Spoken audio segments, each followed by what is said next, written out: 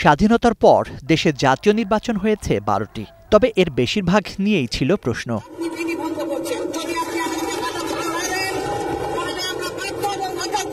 কখনো কারচুপি, পক্ষপাতের অভিযোগ, সবশেষে একতরফা আর রাতের ভোট। ইনশাআল্লাহ আল্লাহর বিচার থাকলে এই দেশে বিএনপি আবারও আসবে। তবে জুলাইয়ের ছাত্র জনতার অভ্যুত্থানে পতন হয়েছে প্রায় ১.৫ যুগের আওয়ামী লীগ শাসনের। সামনে এসেছে নতুন বাংলাদেশ গড়ার ঐতিহাসিক সুযোগ।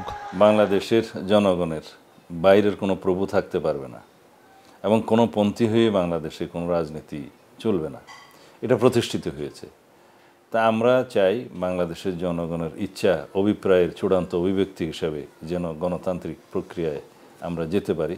যে প্রত্যাশা, শহীদের রক্তের যে অঙ্গীকার সমস্ত রাজনৈতিক দলের এবং যে প্রত্যাশা সমস্ত জনগণের, এই অঙ্গীকারকে আমাদের বাস্তবায়ন করতে হবে।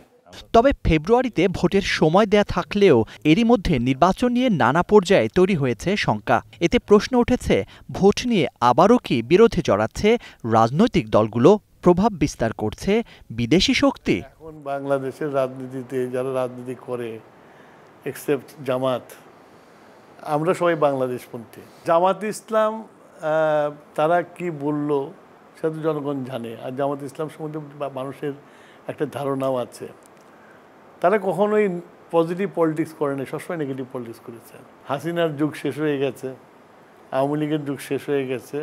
ওরা লেনদেন করে ক্ষমতায় আসে, আমরা তো লেনদেন করে ক্ষমতায় আসি না। আমরা আমাদের মতো বাংলাদেশি ন্যাশনালিজমকে ধারণ করে আমরা রাজনীতি করি এবং ধারণ করে ইলেকশন করি। ইলেকশন করে যদি জিতে আসি তাহলে সরকার গঠন করি। ভোটের মাঠে বারবারই ধানের শীষের মূল প্রতিদ্বন্দ্বী ছিল নৌকা। তবে জুলাই আন্দোলনে রাজনীতির মাঠ থেকে আওয়ামী লীগ ছিটকে যাওয়ায় নতুন বাস্তবতার মুখোমুখি হচ্ছে বিএনপি। এবার নির্বাচনে তো আমাদের প্রধান প্রতিপক্ষ আওয়ামী লীগ মাঠে অনুপস্থিত। অন্য যেসব দল আছে তাদের এখনও তেমনভাবে অর্গানাইজড না। জামাতে ইসলামী ক্যাডার ভিত্তিক দল, তারা এখনও জনগণের মধ্যে ব্যাপকভাবে ছড়িয়ে পড়তে পারেনি।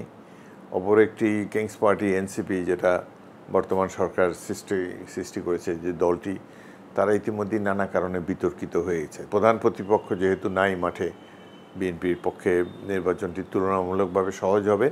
তবে জনগণের আস্থা অর্জন করতে হবে। ক্ষমতা গেলে বিএনপি আওয়ামী লীগ হয়ে যাবে না, এই ধরনের ধারণাটি জনগণের মধ্যে বসিয়ে দিতে হবে এবং তার কিছু প্রকৃষ্ট প্রমাণও নির্বাচনের আগে দিতে হবে বিএনপিকে। যেমন যে কোনো ধরনের চাঁদাবাজিকে কঠিন হস্তে দমন করতে হবে এবং দলের যে কোনো পর্যায়ে যদি কেউ কোনো অন্যায় দুর্নীতির সাথে জড়িত থাকে, যত উচ্চ পজিশন তার থাকুক, তার বিরুদ্ধে একটা কড়া অ্যাকশন নিয়ে বিএনপি জনগণকে দেখাতে হবে যে দে মিন বিজনেস। দেশ ও জনগণের স্বপ্নকে ধারণ ও বাস্তবায়ন ছাড়া অন্য কোনো পথের রাজনীতি বা কোনো পরাশক্তির সমর্থন টেকসই হবে না বলেও মত বিএনপি নেতাদের। কোনো অনৈতিক সুবিধা কাউকে দেওয়ার পক্ষপাতী নয় BNP. Zakaria Ahmed, star news, Dhaka.